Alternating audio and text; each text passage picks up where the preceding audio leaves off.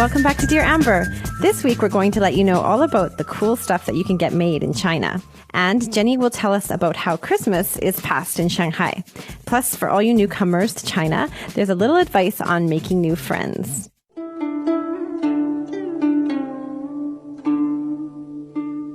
This question comes from Kirk. Kirk writes to Dear Amber, I'm going to Shanghai for a holiday and I want to get my girlfriend a unique gift. I've heard that you can get a lot of things made in China for quite reasonable price. Do you have any recommendations? So, yes, the girls are back today. Rebecca, she's got lots of recommendations. Rebecca's the expert, the queen of getting things made. The pressure is on. I do love getting things made though. Every time I go to her house, I'm like, where did you get this? I got it made. So, Rebecca, what kind of stuff have you gotten made in Shanghai before? Well, the thing that you're coveting at the moment is my beautiful black bag out of snakeskin leather. That's right, yes. A purse, a gorgeous purse. Now, we know Shanghai, sure, there's lots of fake markets where you can get like fake Gucci, Prada. But you know what? Like a lot of us Western girls, we don't really like the brand name necessarily, like those kind of bags. Just something a bit different and authentic. Unique. Yeah. So how did you do that? Like, did you go to the shop and the guy designed it, or how does it work? I have had a bag that I designed myself. Like you can just draw it or take a picture. Oh, wow. This guy was just a little street cobbler, like that fixes shoes. Yeah. And he started to make bags, and he's got lots of great leather and really open for designs. Like if I've given him a design, I'll see it in the shop for the next 6 months. So yeah, it's easy. Yeah, and you can get it modified, do whatever you want. It's really great. So he'll take something, maybe even from a picture, make it to order. Yep, exactly. That's awesome. And everyone, just so you know, if you come visit Chinese Pod, this very cobbler is on the same street as Chinese Pod's That's right. So I can even take you down there if anyone's interested.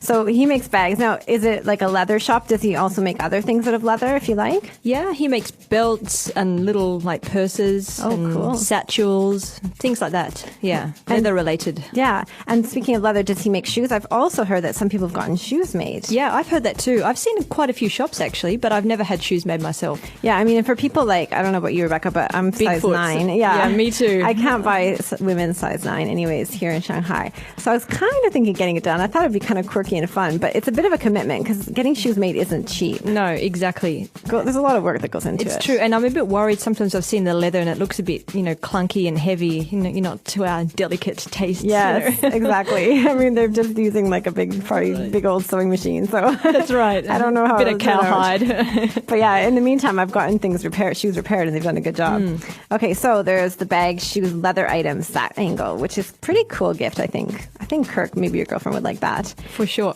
Well, what I was going to say, like one of where you can really go to town is the fabric market and get lots and lots of things made there. Okay, now that is a huge one because there is like a multi-story fabric market. It's actually also not too far from our offices here in Chinese Pod. What street is it on again, Rebecca? Lujiabanglu. That's right. Another one. Yeah, well, actually we can get the address and put it on the comments on the Dear Amber. But what kind of stuff can you get made there? Like obviously clothing, right? Let's start with that. Yeah. Well, you can get suits made, big winter coats, nice silk blouses. They've got great fabrics there. Like they often get much of the fabric from, the factories that produce a lot of the brand name clothing here. So you get excellent fabrics here in silk and I don't know what the other fabrics are, cottons, all sorts of things, wool. Yeah. It kind of changes with the seasons, I've noticed, when I've gone there different times. And it's true what you say about the factory fabrics, because I've seen prints that I've seen on designer actual... Like Calvin Klein. Yeah, a lot of Calvin Klein. Yeah, and like even silks that are really beautiful. Yeah. So how does it work there? There's fabric and there's also tailors. Is that right? Unless you have a really good relationship with the tailor, they'll only sew something up for you unless if you buy the fabric from their shop. So they kind of like to do the whole thing, so they can charge you more. Yeah. A lot of students of Chinese Pod tell us while they love to speak and listen to Mandarin, they are a bit intimidated to learn how to read and write in it because of the complexity of Chinese characters. That's why we created the 66 Characters series. Try it and see for yourself. But if you go there a lot and you're a, old customer. Yeah, like you. Yeah. they'll sew up, just fabric that you may have brought in. I've got some fabric from Australia I've brought. Ah. Yeah. And so how does it work? Like, do you have to barter there or is it a set price? It's barter central. Oh, yeah. Barter is essential. Yeah. So can you give everyone an idea? Like, what do you think is the going rate for, like, say, a suit for a woman and for a man? I'm gonna let out the trade secret here. Oh. A couple of things. I think if you're going to get a suit made, because it can turn out so dodgy if you just don't check the tailor really carefully. It can go either way. People, like, it can be really good or it can be really bad. Exactly. So I think first of all you need to check the quality really carefully. So what I do is just turn everything inside out and find the stuff that they've previously made and see whether it looks good. They'll have them on display, right? So check out what they have. Yeah, exactly. Okay. If it looks like something from, a bad 1970s movie, like from find Kmart. Another tailor. Yeah, exactly. Kmart. Oh, we've got that too. Yeah. Yeah, then watch out. Yeah, exactly. Yeah, so kind of use your common sense for sure. And check it out. And barter down. Like it's not, you just walk around to a few tailors and see what they say, and then you'll get sort of an idea. And then, and it does vary a little bit on the type of fabric that you choose. So the better quality the fabric is with suits, you'll pay a bit more for it. Yeah, and don't always believe what they tell you as well, because I know I've been told this is real silk, but it's not. You do have to kind of know what you're doing a little bit if you're going to go in there and not get sort of taken. Yeah, they'll do a flame test if they're really trying to. They love that flame test. I know. I think it's fake. Everything burns. I know. What does that prove? I'm like, did I ever read any research that said that silk wouldn't burn up, but polyester, I don't know. I guess polyester might melt, but I've got no idea either. They love pulling out that flame, though. It's so dramatic. If the flame doesn't convince you, nothing will. That's right. Good. So as far as quality then, so have you been happy with everything that you've gotten made? Hit and miss. Like now I found a good tailor for suits, so I'm happy with the quality there. Yeah, well, okay, I can start with right here, Clay at our work. He went to the fabric market and he got some dress shirts made, and when he got them back, he took them home, paid and everything. He had 5 shirts made, and every single shirt, the right cuff had no buttons. Okay. They just forgot the buttons on one side. That was, not a huge issue, but a pain for sure. He took it to the dry cleaners to get them to sew the button back on, or sew a button on for him. And even the dry cleaner looked at the shirt and she's like, who made this? It's like total crap. Well, I've got something that turned into be a bit more embarrassing, actually. Oh. I got my dad this really cool pair of velvet pants made, copied from a really nice cut. And there's this one particular tailor at that market that has a range of velvets. Oh, nice. So I specifically chose the velvet because some of them weren't great quality, and I paid a little bit more extra. And then when I got the pants back a week later, sure enough, they'd chosen the dodgy velvet. Oh. So I didn't pay the full price, and I sent them to my dad, and when my dad got them, he thought these were the best pants he'd ever seen. He just thought it was hot, right? Custom made in velvet. Certainly. I know. Anyway, the first time he wore them, he went to get back in the car, and as he sat down, he heard this huge rip, and he tore the whole backside out of his pants. So he sent them back to me mortified, asking if I could get another pair made. But these people wouldn't accept responsibility for dodgy fabric. You could see the velvet wasn't great quality and it had faults in it and everything like that. So what do they say? He has too big of a bomb or something? What? Yeah, they said he got it snagged or you snagged the whole seam of your butt. Exactly. I'm like, the cars in Australia may not be like they are here.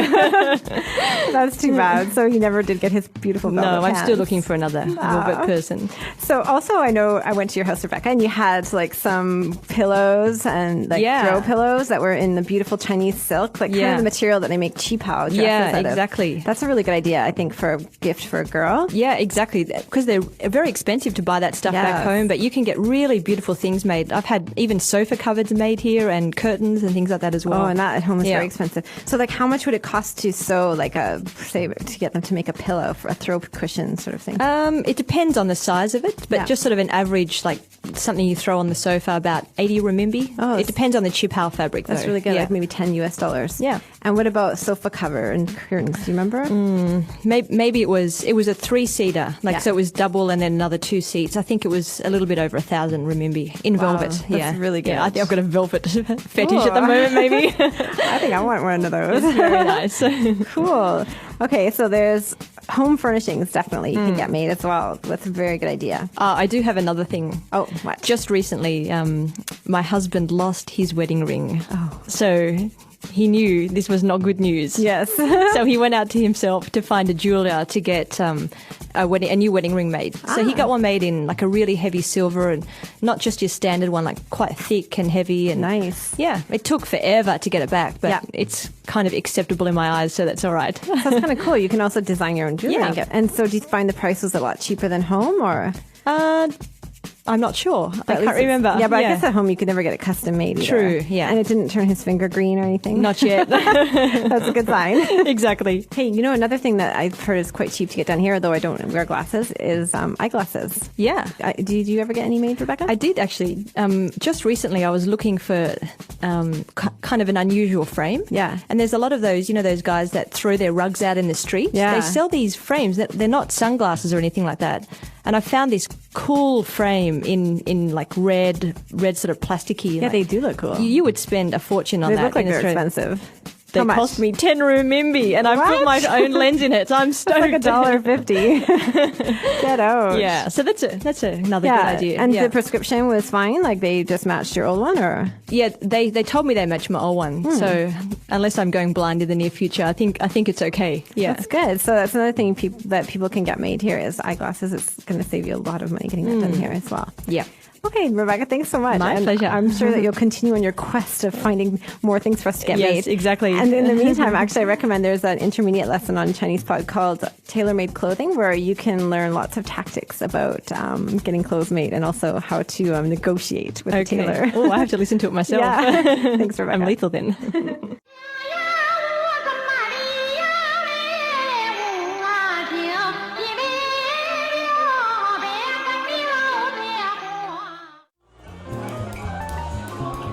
Learning Chinese is a little overwhelming.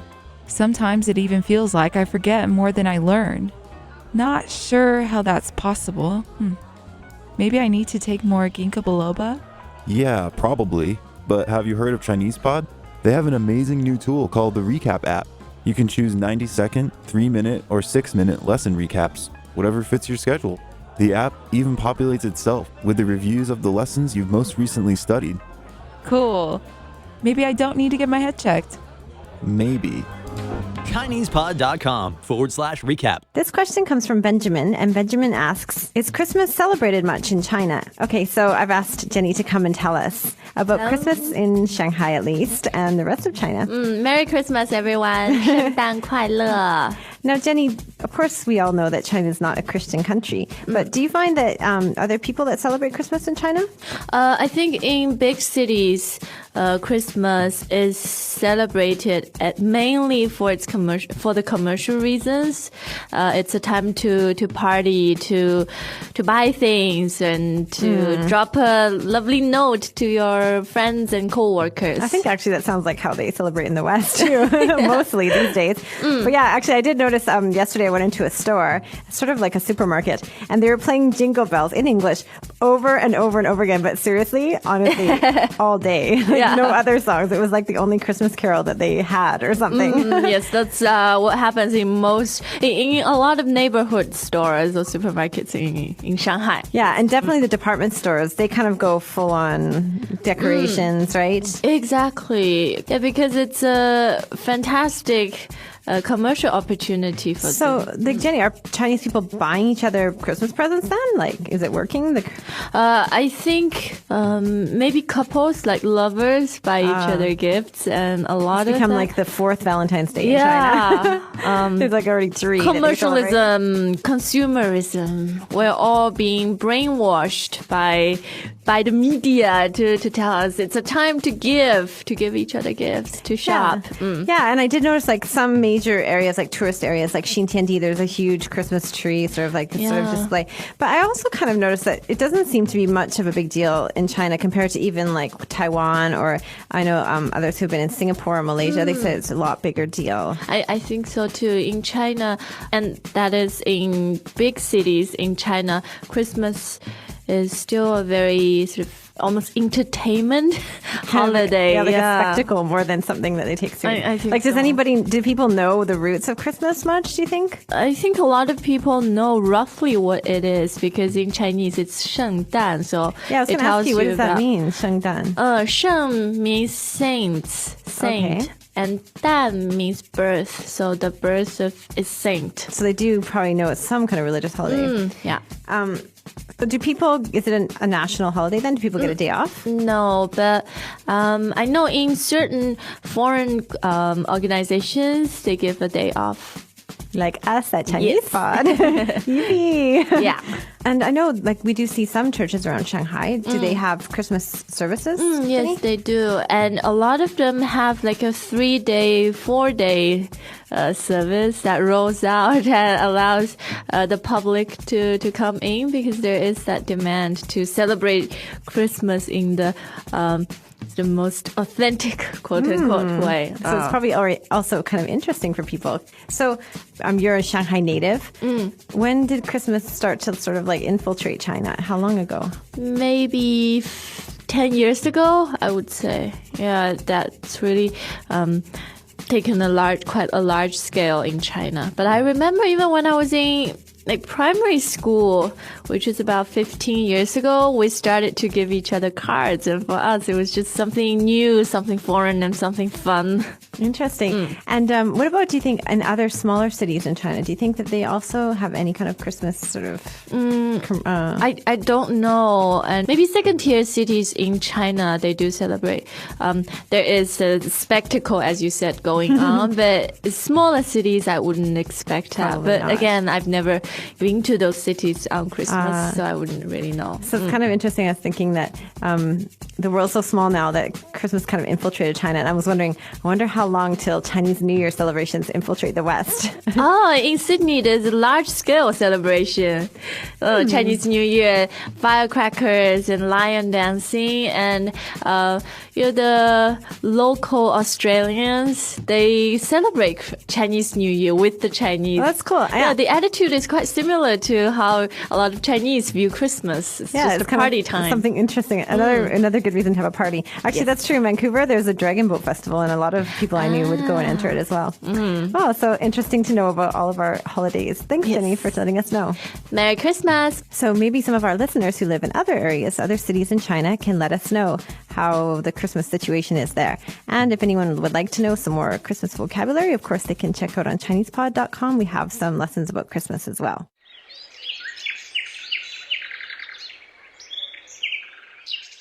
This question comes from Andrew from... Duluth. Never heard of it. It's in But- Minnesota. I've been there. Cool. But thankfully, Andrew has moved to Shanghai, and he says, I'm new to Shanghai. What's the best way to meet people? So Clay's a friendly guy, so I thought maybe I could invite him and ask him. And I'm also new to Shanghai myself. That's right. Well, we're all kind of newbies to here, right? So I'm it's the kind of weird. newest. You're the newest of them all. New meat. So Clay, you've got a lot of friends already, pretty much, Yeah. right? It pretty much, I hear your text message blinging around off and on. I owe it all. Well, when I came here, I did not know one single person. So this is the Andrew here has probably experienced something. Is he here already? Wait. Yeah, he's new to Shanghai. Well, when I came here again, I didn't know a single person, so I used sports as a vehicle to meet other people. So I actually started before I even moved. I started looking for softball leagues, and so I found a team. Ended up playing a game within the first week of being here, and it's all like expats and guys who obviously we share common interests. We're playing softball. Talking about baseball and sports and Okay, all but that that's kind of easy stuff. for you because you have a baseball card and everything. But what if you're lame at playing sports? Can you still join? Half our team is lame at playing Oh, sports. I'm going to tell them you said that. But it's, and half of them are listeners. You better be careful. Go Beavers. No. They're called the Beavers. Oh my. Okay, so But it's again, half the guys probably never even played sports in high school, but it's just it's an excuse to get out on Sundays, have a couple beers, play softball. Bond. Yeah, after the game, we go back to the bar and have a couple more beers. See, I always knew I should have taken Clay up on his offer to be the girl scorekeeper, but I never did. We have fun. No, I could have had more friends. it is a lot of fun, and the majority of my friends stemmed from that. Oh. And not only that, I even found roommates through that, and it was a great social starting point. Hello, friends. This is Sarah Chung, a content creator for Chinese Pod. Each week, we find new topics relevant to you and send them to your mobile device. Currently, we have over 4,000 lessons on the app covering a variety of topics.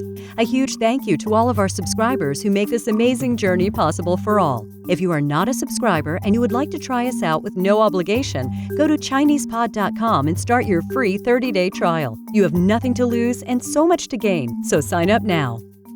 That's a good point, yeah, because it is lonely, actually, when you just come here on your own. You don't know anyone, and it's new culture, and the city's huge. It really is hard to find a place to live or find a roommate. Well, and for a guy, again, if sports aren't your thing, at least in our culture, a lot revolves around bars and they have pool leagues and dart leagues, and so it's real easy to get out there and so in Shanghai, there's quite intermingle.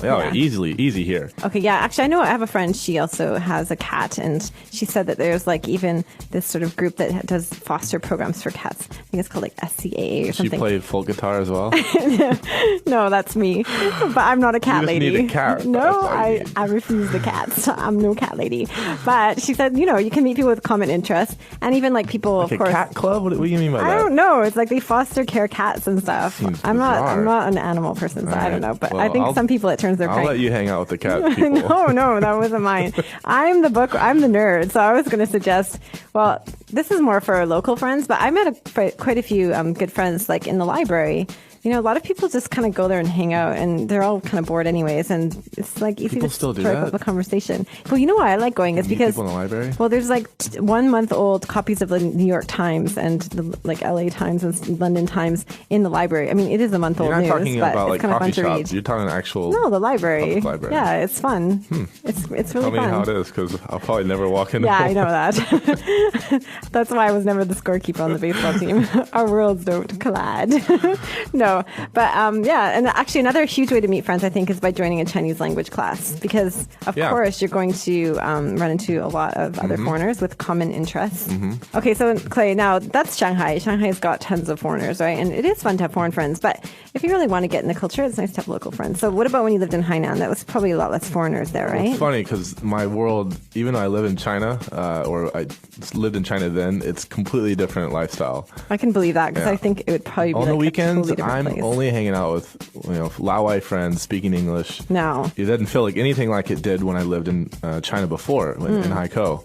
I can go easily a solid day or two without seeing another foreigner. It was great for learning Chinese, but it was just a different world. I'm hanging out with Chinese friends, and you never use English, and it was great for that. Actually, I think honestly and no one has to ever worry about being lonely here, because it's easy to make local friends, even if you're in a place with less foreigners. I think it's a lot easier in a place that is less of a large city. I think if you go in the smaller towns and away from the bigger city, they're very welcome to. I mean, they all want to meet foreigners and talk to you almost too much sometimes. People come up to you out of nowhere. Hey, how you? Teach me English. Yeah, and you gotta You gotta pick your friends wisely. Yeah. Otherwise, you'll have a billion friends. Pick the coolest ones. But yeah. So, how are your friends? Are they cool? I got the coolest friends, Clay. Really? Maybe one day I'll introduce you if you're met nice. Any of them. I think you're making things up. Here's another thing I know, at least for Shanghai and bigger cities, is that there's some free magazines around that come out every week, weekly magazines. Oh, yeah. And if you look in the back, City Weekend. yeah, like City Weekend, and that's Shanghai, a couple I others. haven't really looked at them, but Well, in the back, in the listings, there's tons. Every night of the week, there's different, quite cool things to do. There's book readings. There's art gallery openings. There's do they have any get-togethers for cat owners? Get-togethers for cat owners, dog owners probably too, hamster, gerbil, I don't know, maybe. I saw things, different cultural exchanges and stuff like that. And honestly, there's What's shortage. a cultural exchange? Well, you'll just have to go to one and find out, Clay. So there's actually a wealth of things. A wealth? Yes, a wealth of things to do for people who want to. If you want, plethora of things? Yes, a plethora. Oh, and plethora. You just might find that you become even more refined and interesting of a person after you left Shanghai. You wouldn't be Are some you trying lonely to say boy I at need all. to be more refined and interesting? This whole podcast was a hint to Clay to like try and get more interesting. Stop telling me stories Just about shape up. baseball. I don't tell you many stories. Softball, not baseball. Softball, whatever. Thanks, Clay, for all of your insightful insight. Anytime, Amber. That's it for this week's Dear Amber, the insider's guide to everything China. Don't forget, send any questions you have to Dear Amber at praxislanguage.com. And please go to the comments section of Dear Amber in the extras tab at ChinesePod.com. We always love to hear from our listeners. And you can also read what other people have to say on what we talked about on today's show. So we'll see you next time on Dear Amber. 下一次见.